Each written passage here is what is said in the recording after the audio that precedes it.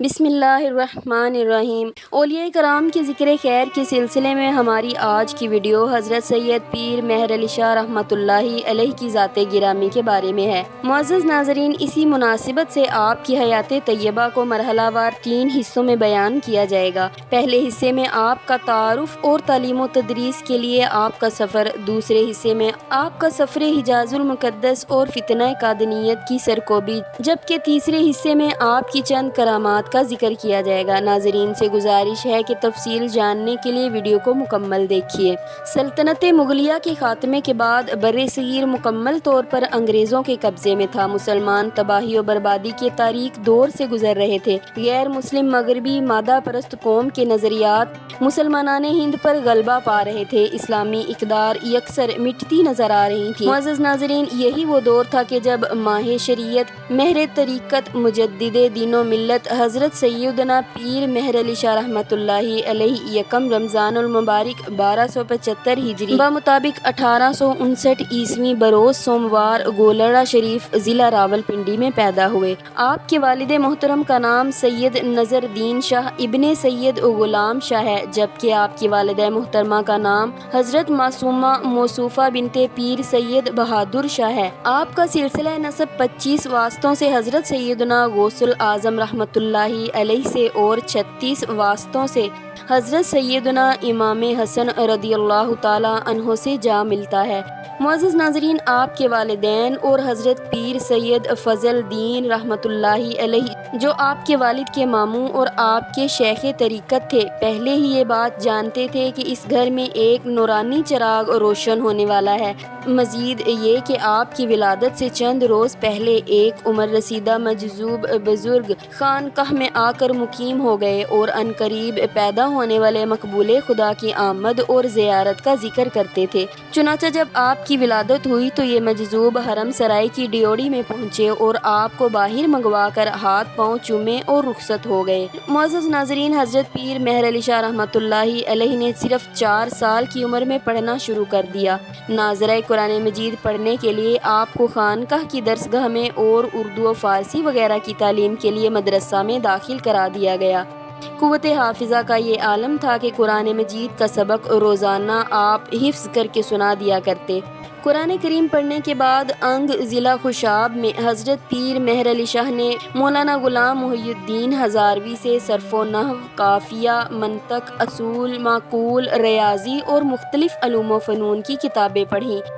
معزز ناظرین، ایک مرتبہ پیر مہر علی شاہ رحمۃ اللہ علیہ کے استاد مولانا غلام محی الدین ہزاروی دوران سبق کتاب کے ایسے حصے کی عبارت یاد کر کے آنے کی ہدایت کی جو دیمک لگ جانے کی وجہ سے اس قدر مٹ چکی تھی کہ پڑھی نہیں جا سکتی تھی۔ جب آپ نے عذر پیش کیا کہ جو عبارت کتاب میں موجود ہی نہیں، اسے کیسے یاد کیا جا سکتا ہے، تو استاد صاحب نے غالباً آپ کے مادر زاد ولی ہونے کی تصدیق کرنے کے لیے کہا کہ میں نہیں جانتا، اگر کل یہ عبارت یاد نہ ہوئی تو سزا ملے گی۔ آپ فرماتے ہیں کہ میں آبادی سے باہر ایک درخت کے نیچے بیٹھ کر مطالعہ وغیرہ کیا کرتا تھا۔ اس دن بھی کافی دیر تک وہیں بیٹھا کتاب کی دیمک زدہ عبارت کو سمجھنے کی کوشش کرتا رہا، مگر بے سود۔ آخر کار سر اٹھا کر بارگاہ الہی میں عرض کی، اے اللہ عز و جل، بے شک تو جانتا ہے کہ یہ عبارت کیا ہے، اگر تو مجھے بتا دے تو میں استاد کی سزا سے بچ جاؤں گا۔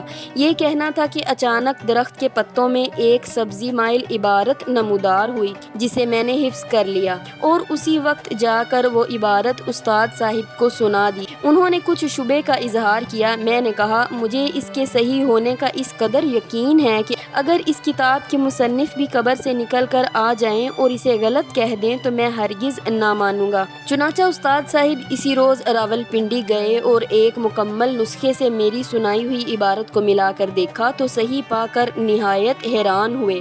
معزز ناظرین، آپ انگ میں قیام کے دوران اپنے استاد محترم کے ہمراہ سیال شریف، ضلع سرگودا، ان کے پیر و مرشد حضرت خواجہ شمس الدین سیالوی چشتی رحمۃ اللہ علیہ کی زیارت کے لیے لیے جایا کرتے تھے۔ حضرت خواجہ سیالوی رحمۃ اللہ علیہ آپ پر خصوصی شفقت و محبت فرماتے، چنانچہ اسی شفقت و محبت کی بدولت حضرت پیر سید مہر علی شاہ صاحب سلسلہ چشتیہ نظامیہ سلیمانیہ میں حضرت خواجہ شمس الدین سیالوی سلیمانی رحمۃ اللہ علیہ کے دست حق پرست پر دولت بیعت سے فیض یاب ہوئے۔ نیز اس سے پہلے آپ کو اپنے والد محترم کے ماموں حضرت پیر سید فضل دین قادری رزاقی رحمۃ اللہ علیہ سے بھی اس سلسلہ قادریہ میں خلافت حاصل تھی۔ حضرت پیر مہر علی شاہ نے دوران طالب علمی سے ہی ریاضت و مجاہدات کو اپنا معمول بنا لیا تھا، چنانچہ دوران تعلیم آپ رحمۃ اللہ علیہ کو گھر سے ماہانہ طور پر جو خرچ بھیجا جاتا آپ اسے غریب طلبہ میں تقسیم فرما دیتے اور خود عموماً روزہ رکھتے۔